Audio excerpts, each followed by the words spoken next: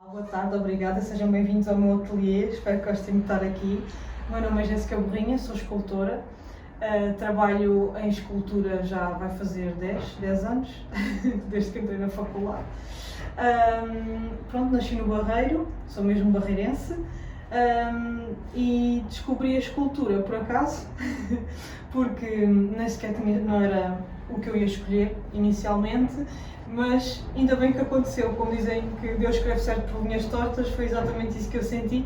Foi a melhor coisa que me podia ter acontecido, foi ter conhecido a escultura, e sempre foi aquilo sempre que eu quis, que era trabalhar com as mãos. E então eu achava que era design de equipamentos, por isso é que exato, e concorri para design e não entrei.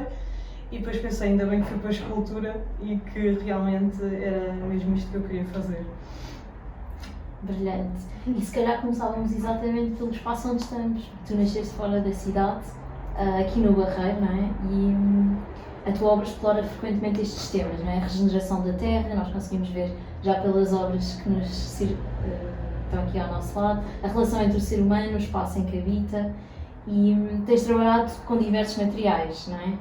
Temos da madeira ao barro, o metal, o gesso, cimento, nós estamos a ver aqui também algumas cerâmicas no teu ateliê, e a terra. Então como é que tu chegaste então a esta compreensão do material e especialmente da terra?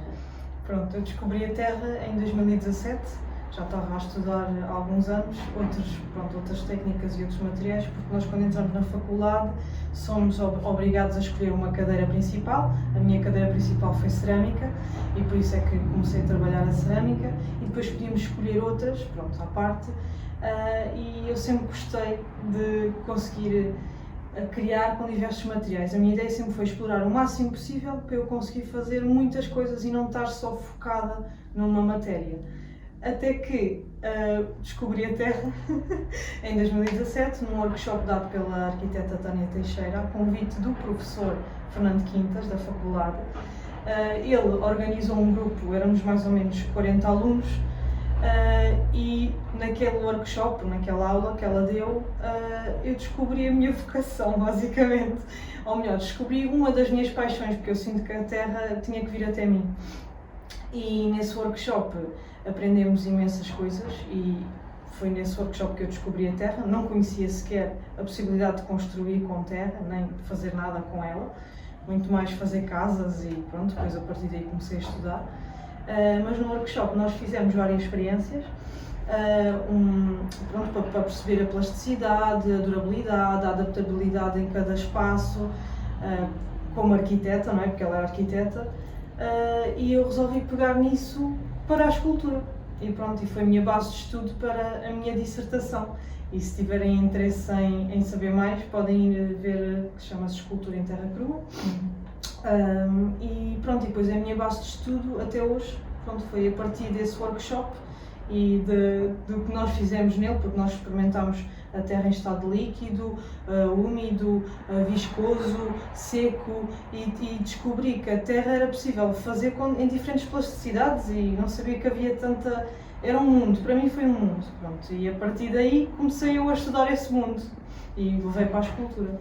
Fabuloso. E foi mesmo exatamente nesse contexto da terra que se calhar foste à procura e acabaste por descobrir a importância de questões para o teu trabalho, não é? A nível da arte contemporânea, eco-arte, diríamos sustentabilidade, sim. Acima de tudo. E é precisamente nestas questões que eu me pergunto de que maneira é que estes materiais que tu usas contribuem para o desenvolvimento deste teu pensamento. Sim, é assim, eu comecei a trabalhar com a terra também pela questão da sustentabilidade e da ecologia, porque eu comecei a aprender que com este material, sendo tão ecológico e tão sustentável, eu conseguia produzir uma variedade de formas, que é o que eu tenho estado a explorar até hoje, desde as redondas o mais normal sejam as retas, mas eu também me interesso as redondas, que tenham curvas, mas fascina-me a ideia de construir com terra, só terra e água compactado, com a força manual, não é? E conseguir conceber obras de arte.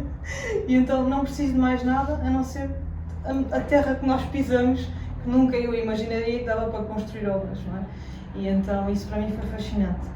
E fora isso, também perceber que ela é super segura, é infinitamente reciclável eu digo-vos, eu estou a trabalhar com terra desde o primeiro trabalho que eu fiz em 2018, o trabalho de identidade, até hoje, ele está a ser utilizado em diferentes trabalhos. Eu faço e refaço, faço e refaço. Eu tenho agora uma exposição na Galeria Municipal Jovem, em Póvoa de Santaria, e está lá um pedacinho da identidade ainda, do meu primeiro trabalho. Então eu gosto desta ideia de consigo reciclar os meus trabalhos, obviamente que não todos, pronto, depois depende do sítio a que se adapta, mas eu gosto muito desta ideia do trabalho que se adapta a vários sítios, posso reciclá-lo, é fácil de ser utilizado, é mega modulável, não sei como é que se diz, desculpem. E é super seguro, pronto, e para mim foi fascinante descobrir que, além disso tudo, ainda tem diferentes cores. A terra tem diferentes cores, andei a procurar os sítios, exato, onde é que elas são as melhores. E acho que a diversidade cromática é o que eu gosto mais também nos meus trabalhos. E conta-nos mais sobre isso, ou seja, a terra vem daqui, vem deste teu espaço aqui neste quintal do teu ateliê, vem daqui de perto do Barreiro, também existe se calhar alguma construção e algum desenvolvimento do teu pensamento de acordo com o espaço em que tu habitas. Sim, isso claramente. Eu comecei a trabalhar as terras que eu conhecia aqui perto. Eu tenho o meu pai que é o meu maior ajudante, ele nas horas vagas ajuda-me, coitado, tem que ser. E tem sido ele, o meu pai, a minha mãe, as minhas irmãs são o meu maior apoio desde sempre. Eles é que me disseram para eu ir para as artes, em vez de ser ao contrário. Normalmente não é essa ideia que se tem dos pais. E ele é que me ajudou a ir pesquisar. Normalmente vamos de carro a passear e andamos à procura de espaços. Olha, aquela terra é boa, olha, se calhar aquela era interessante. E então nós vamos, recolhemos e depois eu começo a fazer os testes no ateliê. Começo por perceber quais é que são as melhores para se usar. Há umas que têm mais argila, outras que têm menos, ou que têm mais areia, ou que têm mais siltes ou pedras. E depois aí eu tenho que adaptar ao tipo de trabalho que eu quero fazer. Então é quase um processo de estudo, vou à procura, vou pesquisar, mas as primeiras de todas foi aqui, tudo ao pé de mim, foi Barreiro, Coina, Palmela, a Rábida, e as que eu mais gostei foi as das montanhas, porque são as amarelas, laranjas e vermelhas, são lindíssimas. Claro, é sempre interessante ir passear e ao mesmo tempo estar a trabalhar, então é um luxo poder fazer isso. Fabuloso. Se calhar pensamos também nestas tuas esculturas com terra como vivas, não é? Estavas a dizer os pedaços que vais reutilizando em diversas obras, ou seja, acabas por espalhar um bocadinho como uma estrela o teu pó, não é? Esta terra. E também acaba por se degradar, se calhar, as peças podem se transformar ao longo do tempo, regenerar-se, então estão sujeitas a uma passagem do tempo. Este envelhecimento, a mutação, a adaptação. E especialmente eu tenho aqui duas que para mim gosto muito, as tuas obras In Materia Veritas, de 2019, ou Terra Feita de Tempo, também em 2019, onde vemos a linha do tempo nesta composição da Terra, por exemplo. Aqui atrás nós também temos uma que nos dá essa ideia da linha do tempo. E eu atrever-me a dizer que desafias a ideia do tradicional, que uma obra de arte deve ser estática, imutável, mas conta-nos mais então sobre o processo de criação destas tuas obras e esta ideia de temporalidade que influencia o teu trabalho. A mim interessa muito e acho fascinante que as culturas vivam e que elas falem por si só. E eu também acho fascinante que eu aprendo com elas e elas têm sempre algo a dizer-me. Por exemplo, cada vez que faço um trabalho, eu nunca sei, na verdade, como é que ele vai ficar. Eu, como faço confragens, no processo de construção é com confragens, e eu sei mais ou menos o que é que estou a fazer ou o que é que quero fazer, mas depois, quando desmoldo os trabalhos, é que eu vejo realmente a beleza e como é que o trabalho fica no final, porque por muito que eu idealize, ok, quero desta forma, ponho esta terra primeira, a segunda, a terceira e faço desta forma, no fim nunca sei como é que sai ao certo, e isso para mim fascina-me, porque é sempre uma aprendizagem. Fora isso, elas também, como estão vivas, como eu digo que elas são vivas, porque a terra é viva, elas vão mudando ao longo do tempo. Isso, como falaste da questão das achas, que também me interessa muito. Lá está, depois depende se é utilizada muita água, se é utilizada menos água, a questão da argila, se a terra tem muita argila ou não, porque depois há maior retração ou não. E estes trabalhos que falaste, em Matérias Veritas, foi concebida para o Espaço Porto Cruz e a ideia era ficar no espaço exterior da quinta deles. E então eu decidi utilizar como é que se diz, desculpa? Agora estou-me a esquecer do nome. Nós cortamos, não. Pronto, é isso que eu ia dizer. Não, é que eu sei, estabilizante. Um Estabilizante químico. E eu usei o cimento. E ao utilizar o cimento era para ter mais resistência, para ser mais duradouro. E foi a partir daí que eu depois comecei a fazer experiências e acabei por depois fazer esta, já é a segunda, porque gostei muito do resultado. A ideia do trabalho era só simplesmente para durar mais tempo, por ser de exterior, mas depois acabei por fazer outros trabalhos como experiência e o último deles foi este da Terra Feita a Tempo que tu também falaste, que eu não usei estabilizante nenhum, porque a minha ideia é não usar estabilizantes, é que seja reciclado o trabalho. E se utilizar é o da própria da terra, né? O que tem a parte vegetal, sei lá, palha, areia, fibras vegetais. E então a minha ideia é sempre utilizar a matéria mais pura possível e, como exemplo, este foi trabalho feito para o final do meu mestrado, a Terra Feita a Tempo. E este trabalho foi comprovar exatamente aquilo que eu queria, que era, não precisava de utilizar o meu estabilizante químico, bastava ser um estabilizante naturais da terra, que é a própria areia, palha e fibras, que eu nem sequer faço nenhuma, porque para a construção em terra, na arquitetura, é necessário haver peneiração, fazem todo um teste, todo um estudo à volta disso, e a mim não me interessava isso, porque eu sou escultora, não estou propriamente a pensar, vou construir uma casa e quero que isto fique perfeito. Não, eu pelo contrário, eu quero é que seja imperfeito na sua beleza, não é? Por ser imperfeito é que é bonito. E quando fiz este trabalho foi feito para o Museu de Salamanca, em Espanha, e teve no exterior durante os meses de inverno, novembro e dezembro, e foi quando houve uma tempestade, a tempestade Elsa, em dezembro de 2019, e este trabalho sofreu, o que nós vemos aqui é exatamente a erosão que aconteceu por causa dessa erupção, essa tempestade que aconteceu, e o que nós vemos, os pingos, foi de onde a árvore estava a cair a água e ficou estes pinguinhos na peça. De resto, o único sítio onde vemos a maior erosão foi na terra castanha, que é a que tem menos argila, e o resto está praticamente intacto. São terras muito mais fortes, também eu compactei de igual forma, porque é tudo compactado à mão, mas as que têm menos argila são as que sofrem mais erosão.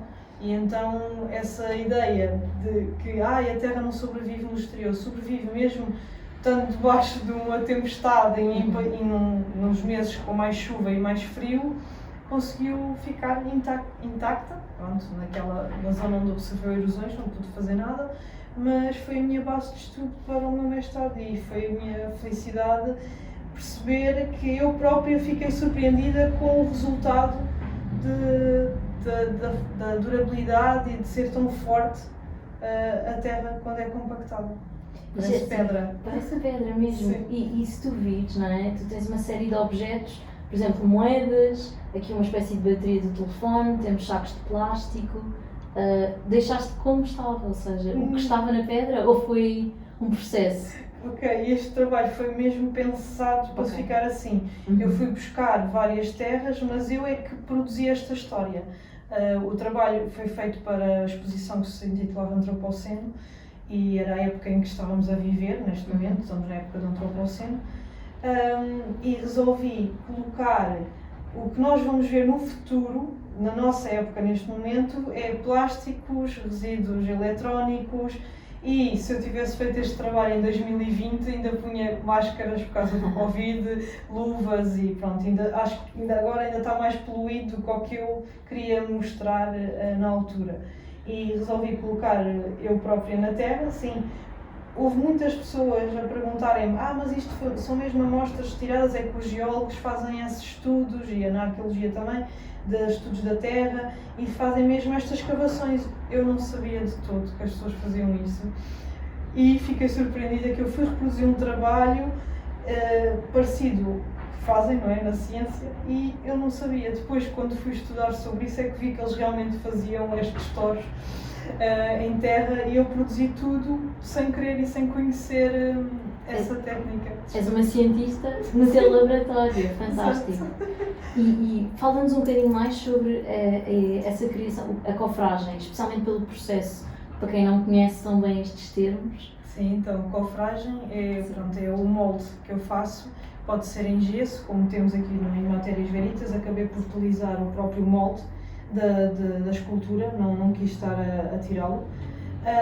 E depois, normalmente faço com madeiras, também pode ser feito com metal, mas eu como não tenho o espaço para poder fazer isso, apesar de agora já ter comprado uma máquina de soldar, finalmente arranjei financiamento para isso, e normalmente usa-se madeiras velhas e até já destruí móveis que as pessoas deitam no lixo, para uns é lixo, para mim é bom para o trabalho, e então as cofragens são o que me ajudam a reter. Cada vez que eu compacto há sempre uma força que faz com que também elas abram, e é preciso ter outras madeiras à volta para que não se expanda e não estraga também a madeira, não é? Só que o problema é que depois os trabalhos, se não tiverem uma boa estrutura, eles próprios acabam por ceder, ficam com barrigas, e isso não me interessa. Então a ideia é fazer a confragem o melhor possível para não ter tanto trabalho depois, quando desmoldar. Fantástico, é fabuloso. Estamos mesmo muito felizes por estares a partilhar connosco o teu trabalho. Esta terra crua, compactada, ocupa mesmo um lugar de destaque central na tua prática artística. Podemos passar a outras peças, como Identidade, mais para trás, 2018, e Recomeço, no mesmo ano. E o que te levou, em primeiro lugar, a escolher este material? Se calhar já falámos um bocadinho sobre isto, mas principalmente para estas peças, voltando para trás, tens aqui algumas dessas peças, Identidade? Tenho e pronto, e o meu primeiro trabalho foi mesmo a Identidade. Foi o meu primeiro trabalho de estudo, eu não conhecia mesmo nada, só mesmo naquele workshop, dado naquele dia pela arquiteta, e foi aí que eu comecei a explorar realmente o que é que eu podia fazer. Agora já aprendi imenso, já não faço mesmo nada parecido àquilo que eu fiz a primeira vez, é engraçado, e eu sinto que é um processo, uma constante procura para melhorar também tudo desde a confragem até ao fim. Já sei adaptar os materiais e os compactadores àquilo que eu preciso. Tenho diferentes compactadores de madeira com diferentes tamanhos e que têm que se adaptar também à minha mão, porque é tudo manual, porque eu sei que existem os elétricos e que é muito mais fácil e tudo, só que isto é um processo muito demoroso, tem que ser eu a fazer. Sinto que se eu disser a outra pessoa para fazer, não, é difícil para mim, porque parece que sou eu que tenho que estar ali naquele processo. É um processo, eu sinto mesmo que é um processo catársico, estar constantemente ali a compactar e a sentir a terra. E então este trabalho de Identidade foi o primeiro de todos que me fez também, como é que eu posso dizer, que me fez abrir horizontes, e também que me fez comprovar a professores até da faculdade que me diziam: isso não vai resultar. E no final, quando eu desmoldei o trabalho e percebi que resultava, subi para cima dele e dancei em cima dele, até me emocionei nesse dia, porque toda a gente dizia que isso não vai resultar, isso vai cair tudo, e não caiu, continuou intacto. Eu precisei de ajuda para o destruir. Ainda me lembro de estar a construir na cisterna, porque nós fomos a primeira turma a construir na cisterna, e até então não podiam lá fazer exposições. E lembro-me daquele espaço mágico. Eu fui a primeira a ir para lá, estava completamente sozinha, porque estes trabalhos têm que ser feitos no sítio. Este especificamente, que era 1 metro cúbico de terra. E então intitulei Identidade porque eram as terras que contavam a minha história e aquilo onde eu vivi, onde eu cresci, e então levei um pedacinho de cada terra da minha identidade. E então eu naquele processo, que eu senti que era um processo muito sozinho, solitário, eu cada vez que compactava, eu estava na cisterna e aquilo fazia um eco, e cada compactação parecia que o eco ia ficando cada vez maior. E eu tenho no YouTube, eu gravei o processo de construção e o som, e se quiserem ver no YouTube, Jéssica Belinha Identidade, está lá. E achei que foi um processo muito bonito, porque além de ser a cisterna, foi um sítio que era água, eu estava a levar terra para lá. Foi tudo muito, senti que era tudo muito espiritual. Foi um momento da minha vida que eu não sei explicar. Foi o primeiro contacto com a terra, foi a primeira escultura com terra, e foi algo que me tocou muito. Ainda falo-se com isto com emoção, porque foi mesmo bonito. Aquilo que eu consegui fazer ali, sem conhecer nada de nada, a primeira vez, resultou. E então para mim foi uma superação. E adorei aquilo que fiz e aquilo que eu aprendi com ela, que ela também me ensinou muita coisa. Mantens o contacto com ela? Mantenho, sim. Fantástico. Estavas a falar há pouco do antropoceno.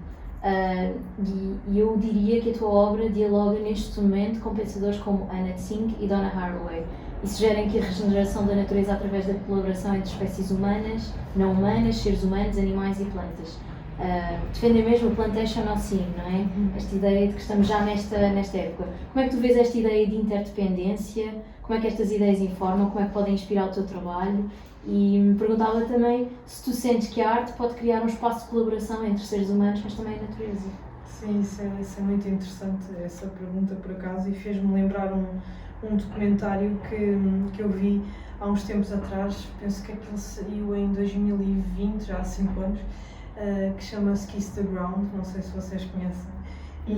E é um documentário que fala mesmo sobre a Terra, e a única salvação da Terra, do nosso planeta, ou da extinção em massa, é o Sol. E então achei isso fascinante. Aquele documentário para mim foi tipo um clique assim, não, isto para mim faz todo o sentido naquilo que eu acredito e naquilo que eu quero, na mensagem que eu quero passar. E o que eu gostei mais foi exatamente perceber que nós somos feitos da mesma matéria que a Terra. E agora tu perguntas-me como assim? E então no documentário falam sobre a questão do carbono. O carbono vem da Terra e todo o planeta, o motor do nosso planeta é o carbono. E na Terra existe o carbono e nós somos feitos de 16% de carbono. E então isso é incrível, eles falam dessa questão de nós sermos feitos da mesma matéria que a Terra. E isso para mim foi fascinante. E então perceber isso e perceber que consigo construir, habitar, comer e a Terra ainda ser um sítio de proteção, de cura, de regeneração e de vida. E então para mim faz todo o sentido para o meu trabalho e para aquilo que eu estudo e para aquilo que eu quero que as pessoas aprendam e que se consciencializem por um trabalho mais ecológico e sustentável, e que percebam que temos que nos virar mais para a sustentabilidade e para a ecologia, e que nos relacionemos mais com isto, não é? Com a ecoarte e com o trabalho da terra em si. E eu agora queria-vos ler um bocadinho do excerto que eu tenho na minha dissertação na página 63, porque acho que me faz sentido. Numa sociedade cada vez mais consumista, industrial e extremamente poluidora, de uma cultura descartável de uso de bens perecíveis, a construção em terra é uma alternativa sustentável para que haja uma maior aproximação à matéria primordial e ao que a terra tem melhor para oferecer às grandes e às novas gerações. Devido a uma procura de uma evolução assente no uso de materiais conotados como sociedades desenvolvidas, o betão armado, blocos de betão, tijolo, cerâmica, foi sedimentando a perda da memória coletiva das técnicas tradicionais e das suas potencialidades, cuja transmissão estava profusamente assente na artesanal educação mestre-discípulo. O consumismo tem vindo a ser o eixo central na nossa sociedade. Quanto mais se retira matérias-primas da natureza, mais difícil é a recuperação dos nossos ecossistemas e reservas naturais. É preciso que haja uma consciência ecológica para a preservação do meio ambiente e uma educação ambiental que abranja todas as pessoas, todas as idades. Esta consciência de uma mudança urgente proporcionará o sentimento de responsabilidade e compreensão para o meio ambiente e, consequentemente, para a humanidade. A natureza tem de ser um bem comum. Isto foi parte da minha dissertação, está muito mais, são 100 e tal páginas, e a ideia é desmistificar e aceitar que esta matéria é capaz de ser utilizada para a construção, e é de uma tremenda diferenciação dos outros materiais. E, por exemplo, quando se constrói com terra, utiliza-se 60 vezes menos água do que uma construção em betão. E então, pronto, só para ter a noção do que é que a disparidade né, do que se utiliza e do que estraga, né, a água. Ainda por cima, nós precisamos de tanta água, estamos sempre a falar sobre essa questão. Fantástico. É mesmo um trabalho transversal, eu diria, não só a arte, não é? A arte contemporânea, mas também do que está a acontecer agora, e especialmente estas questões importantíssimas, primordiais da sustentabilidade, como tu escrevias na tua tese. Eu vou passar uma pergunta e perguntar-te já qual é que é o papel para ti, na tua opinião, da ecoarte e da ecologia, não é? Na consciencialização política sobre o que está a acontecer, sobre a sustentabilidade e a crise ambiental. Relembra a tua obra Regenerar, já 2021, pós-pandemia, que surge então nesta época de incertezas, de muitas angústias, alguns medos, por uma necessidade mais urgente de mudança, não é? E depois sufoco, porque também sinto que nos próprios títulos das obras tu vais acabando por também deixar aqui algumas mensagens do teu próprio ser, da tua identidade, e refletem então precisamente sobre esta questão da impermeabilização dos solos, causada pelo aglomerado de casas que cobrem então terrenos bem férteis, e está a impedir que as plantas cresçam e prejudicam os nossos recursos naturais.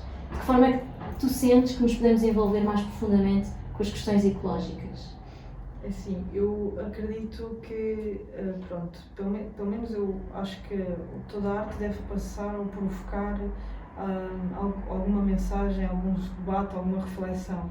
E eu sinto que a ecoarte tem esse poder de fazer com que as pessoas tenham, ou que sejam provocadas, ou que tenham outro pensamento acerca de determinada coisa, por exemplo, a questão da poluição, né, das alterações climáticas.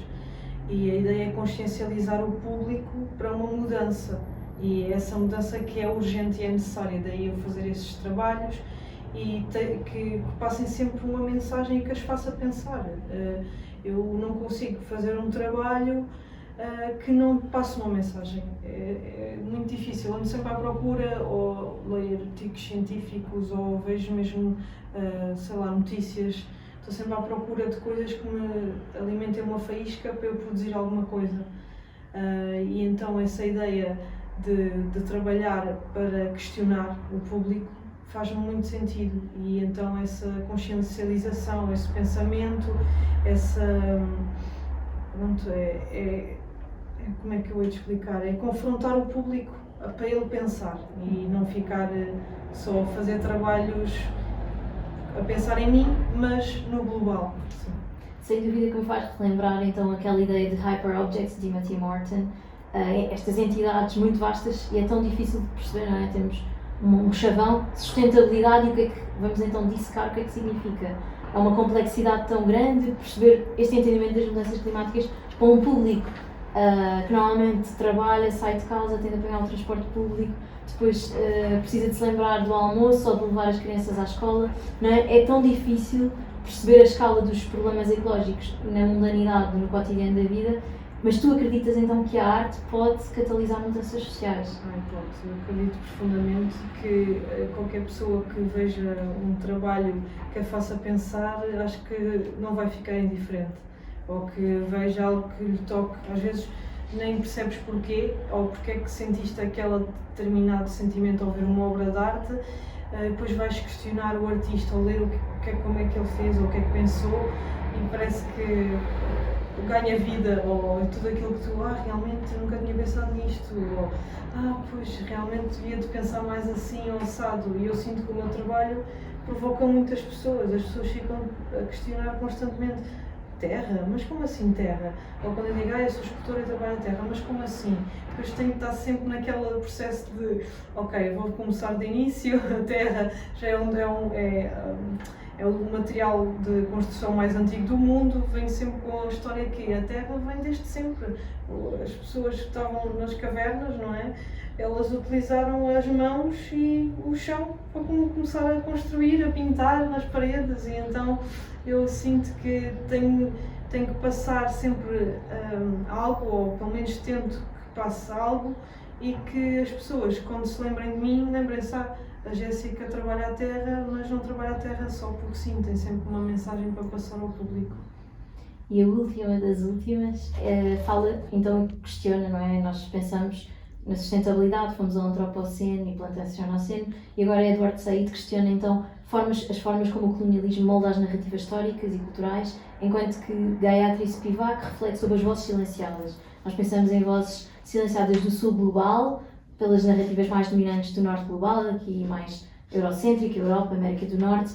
E nas tuas obras tu exploras então, como dizias, noções de história individual, autobiográfica, da tua identidade, a terra onde nasceste, a terra onde vives, aqui estamos no Barreiro, mas também a memória coletiva, lembro-me, recorda-me cinética, mais sobre as fábricas, sobre as máquinas. Estamos num local que também propicia isso. O Barreiro tem uma forte história industrial, mas tu utilizas então estes materiais como a terra e o barro, profundamente enraizados em tradições locais. Como é que vês a relação entre a tua arte e estes legados? E pergunto também se o uso destes materiais pode ser entendido como uma forma de contestação destas histórias silenciadas, de que forma é que o pós-colonialismo vai aparecendo no teu trabalho, e se tu consegues então dar voz a histórias esquecidas ou invisíveis. Assim, eu não diria que o meu trabalho propriamente fale sobre colonialismo ou pós-colonialismo, mas pode estar intrinsecamente ligado, porque eu trabalho a terra, e a terra, pronto, é o que nós pisamos, e então eu sinto que pode haver algo que se relaciona, mas não penso nisso. Pronto, não é algo que eu esteja a estudar ou a trabalhar. Mas acho que tenho vários trabalhos de crítica social e política. Por exemplo, estou-me a relembrar, além destes que tu falaste, a decadência, que esse trabalho também foi interessante porque eu fui convidada por uma artista, que é a Sara Navarro, para fazer parte de um projeto que ela tinha ganho uma bolsa, e para trabalhar com artistas de diferentes nacionalidades e com um arqueólogo e professor de São Francisco, o Doug Bailey, que nos convidou para pensarmos numa obra de arte através de artefactos que vinham das escavações de São Francisco. E então o mais fascinante foi ter recebido em casa, em Portugal, mandaram por correio artefactos dessas escavações para cada artista, e cada artista adaptou esses trabalhos numa obra que eles quisessem. Simplesmente pegámos nos artefactos e convertemos num trabalho. Porque a ideia era que coisas que não interessem aos arqueólogos e que não tenham valor para eles, que se conseguisse criar uma obra de arte a partir disso. E então o trabalho de Decadência, que está ali, foi concebido a pensar nas pessoas pobres, e qual era a maior massa em São Francisco e não só. Pronto, quando eu estive a estudar os Estados Unidos, havia um grande número de sem-abrigos, e acredito que agora haja mais. E então resolvi falar sobre o luxo e a pobreza. Porquê? Porque recebi nos artefactos cacos de louça e porcelana. Eu os achei lindíssimos e não sei de onde é que vieram, pareciam que tinham alguns desenhos japoneses ou chineses, como não sei identificar, e como não estudei sobre isso, simplesmente peguei nesses cacos e triturei-os para fazer um pó fino, branco, que é o que, como tem ali naquele trabalho, que é apenas uma linha. E identifiquei o trabalho de decadência por sentir que estamos numa época de decadência, em que o povo é a maior massa e o povo é a terra vermelha e é a base da estrutura da sociedade, e o pó fino da porcelana e os cacos que vocês veem ali triturados é o poder e o luxo. E então a ideia era de demonstrar que o povo acha que não tem força, mas é a maior massa que põe, né, uma sociedade a trabalhar e pronto, e que são a base de tudo. E depois, a partir desse trabalho, lembro-me da cinética, por causa da questão dos trabalhadores que trabalhavam aqui em massa também, homens, mulheres, era uma poluição total, e resolvi falar desse trabalho, ou fazer esse trabalho por causa de uma questão também mais ecológica, para repensar estas fábricas que deixaram a terra completamente poluída. Lembro-me do meu pai falar que no Barreiro havia dias que era completamente impossível respirar por causa do fumo das fábricas. o pó que entrava, tudo, às vezes estavam a querer ver jogos de futebol e era um fumo gigante na televisão, não conseguiam ver nada por causa das fábricas. A minha tia, que também tem, pronto, é uma história familiar, porque a minha família trabalhou na fábrica. A minha tia trabalhava na zona dos óleos e apanhou uma bactéria que veio da África e que ninguém soube o que era, e ela perdeu o pé e tudo. Pronto, nessa questão de estar a trazer coisas de fora, das fábricas que poluíam imenso, fora tudo o resto, não é? A nível de saúde, as pessoas tiveram muitos problemas de saúde, que não se fala muito sobre isso. E estas pegadas que eu representei fugiam para uma porta, uma saída de emergência que era virada para uma árvore que ainda existe, que está lá, e para repensarem num momento num futuro mais ecológico e que repensem aquelas fábricas que tenham algum, né, porque elas estão abandonadas, deixaram-nas completamente ao abandono e está tudo poluído. Eu nem sei como é que é a questão dos lençóis freáticos e da água que cai ali, porque é só chumbo. Eu fui buscar a terra e era roxa. Eu nem sei que tipo de terra era aquela, mas quando eu comecei a trabalhar era assustador. E pronto, e depois falaste-me do último trabalho, que eu agora já não... falaste-me da cinética, e da questão de ser alguma coisa relacionada com politicamente, ou não é? Tu tinhas-me falado das massas, Sim. da CUF. Pronto, então, outro trabalho que eu sinto que também tem uma crítica social e que eu sinto que foi uma chamada de atenção agora e mais recente, foi feito agora em novembro, essas vozes silenciadas, que eu intitulei mesmo o trabalho de Vozes Silenciadas, que é sobre a violência contra as mulheres. E eu fiz um trabalho que teve no Palácio Baldaia, que inaugurou no dia 9 de novembro. Esse trabalho foi inspirado nas artistas Clara Meneres e Ana Mendieta. E pronto, utilizei a terra como sendo mãe, como sendo o berço, não é? A protege e acolhe, mas também que recebe feridas e cicatrizes e é maltratada, como a questão da desflorestação. E concebi este trabalho em que fiz 3 corpos no chão, intitulados, com frases decalcadas: feminicídio, misoginia e ginecofobia, e pronto, que falava sobre a eliminação da violência contra as mulheres, e que no dia 9 de novembro, nesse dia, que foi a inauguração, eu senti que o meu trabalho tinha sido completamente desrespeitado, porque as pessoas entraram na galeria e, sem se aperceberem, estavam a olhar para o telemóvel ou simplesmente estavam distraídas, pisaram o meu trabalho, arrastaram a terra, destruíram os corpos que estavam no chão, e para mim aquilo foi surreal. Eu gritava com as pessoas, dizia: cuidado, olha para a frente. As pessoas não viam. Eu com baias verticais e tudo, as pessoas desviavam as baias e passavam por cima. E para mim aquilo foi quase como um grito que nunca não foi ouvido. Eu não estava a ser ouvida. Eu podia estar ali a gritar, podia estar a falar. E eu senti que este trabalho, mais tarde naquele dia, eu estava perplexa e triste e chorei e tudo. Estava mesmo muito chateada com tudo o que estava a passar. Mas este trabalho recebeu... como é que eu digo?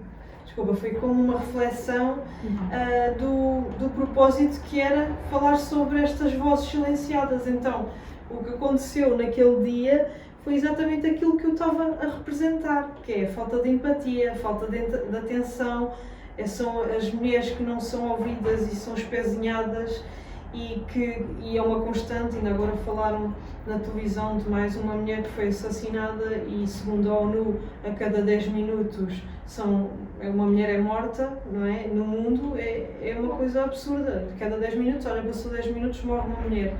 E então este acho que é o trabalho que eu vejo que tenha mais crítica social, ou que foi feito há relativamente pouco tempo, de dar voz a estas mulheres, e também por ser mulher sinto que tenho que representá-las, ou tentar representar, ou ajudar de alguma forma a dar voz a estas pessoas. E é um trabalho hercúleo, diríamos mesmo, mas é um trabalho extremamente urgente e necessário, e por isso estamos mesmo lisonjeados por estar aqui contigo e por poderes partilhar esse teu trabalho tão enriquecedor e tão importante. Eu ia falar também sobre o espaço, porque a nível de exposições, nas quais nós já trabalhámos juntas, existe uma grande preocupação tua com o espaço, com o enquadramento, onde é que estas obras se vão situar. Recordo-me na fábrica da CUF, não é? Com a Tarimba, com o coletivo Tarimba, o A4.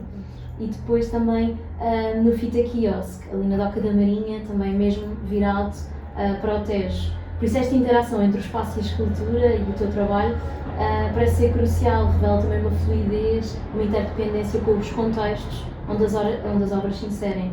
Lembro-me Omika Baba, que fala muito sobre a criação, esta ideia do hibridismo, não é? Onde as culturas coloniais, as culturas colonizadas encontram-se, transformam-se mutuamente. E eu perguntava-te então como é que tu acabas de fazer a seleção das tuas obras. É uma seleção em conjunto com os curadores, como aconteceu se calhar connosco. Como é que tu vês esse trabalho também de curadoria no próprio trabalho de artista? Porque é uma fusão entre os materiais, as práticas, mas também o que é que no processo criativo, neste tipo de espaços híbridos, vai resultar melhor para o público que vê, o espectador. A mim interessa muito essa questão instalativa e acho que faz todo o sentido. Eu sinto é que ainda queria que me dessem mais espaços para eu pensá-los. Acho que faz todo o sentido nos trabalhos e lá está, todos os trabalhos que eu tenho feito assim em fábricas ou espaços como foi na fita, tem que se adaptar a cada um e esse é o processo que eu mais gosto. E também repensar a obra, porque às vezes a obra pode ser concebida para um determinado sítio e depois ter que repensá-la também faz-me abrir outros horizontes e também é interessante o trabalho ser camaleónico, como uma vez o meu professor disse, o João Castro Silva, escultor também. O teu trabalho é camaleónico, tu podes pegar nele e levá-lo para qualquer lado e adaptá-lo em qualquer espaço e vai ter-se passar sempre uma mensagem, independentemente do que seja, ou o sítio que seja, há sempre algo para passar e há sempre alguma coisa que puxa.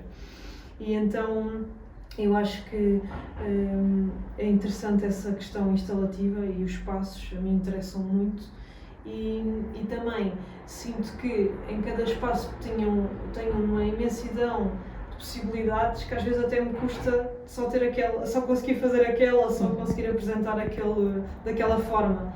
E então gosto muito de pensar que eu tenho imensas possibilidades e sinto que eu nunca vou conseguir fazer tudo o que queria, porque em todos os trabalhos eu penso sempre, devia de fazer assim, alçado, e queria fazer mais e não posso, porque fica difícil trabalhar todas as questões, ou pronto, lá está.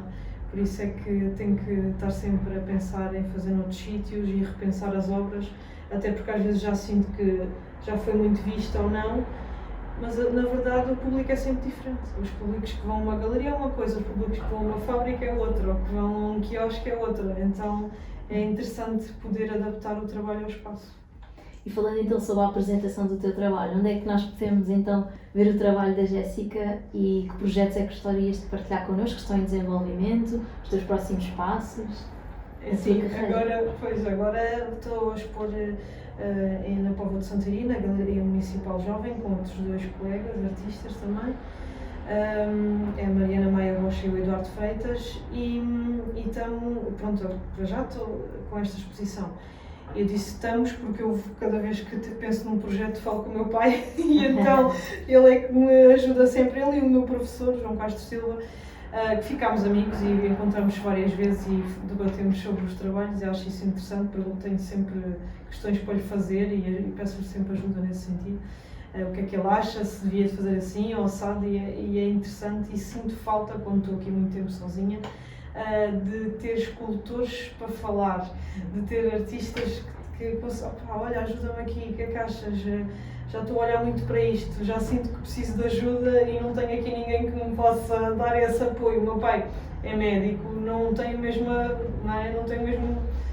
visão que um artista ou alguém que estudou arte, e então sinto falta desse apoio artístico.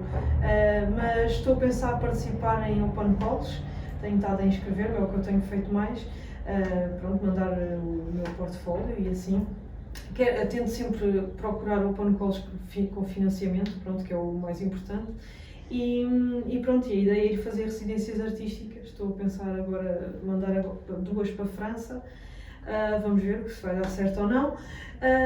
E pronto, para já é isso. Quero tentar vender os meus trabalhos, tentar passar a fazer mais trabalhos que consiga vendê-los, porque eu gosto muito de fazer trabalhos instalativos, mas o problema de serem instalativos é que é mais difícil de serem vendidos.